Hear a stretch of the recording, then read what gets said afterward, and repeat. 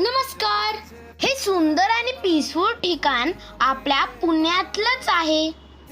पुण्यापासून 30 kilometre अंतरावर लोणी काळभोर इथे डोंगरांमध्ये लपलेलं रामदरा मंदिर.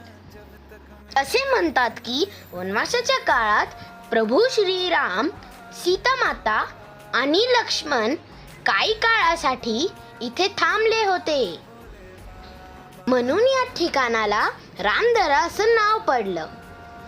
विशेष म्हणजे हे मंदिर तलावाच्या मधोमध बांधले गेलेले आहे. इथे सध्या मंदिराचं काम चालू आहे, पण दर्शन घेता येतं. इथे फक्त रामाचंच मंदिर नसून प्राचीन असे शिव मंदिर पण आहे. आतमध्ये गेल्यावर मंदिराच्या भिंतींवर सगळ्या संतांच्या कोरीव काम केलेल्या मूर्त्या आहेत.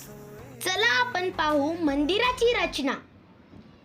तुम्हाला वीकेंडला जर शांत आणि निसर्ग ठिकाणी जायचं असेल तर या मंदिराला नक्की भेट द्या. मंदिराची कलाकृती खूप सुबक आहे. या मंदिरात दत्त मूर्ती पण आहे.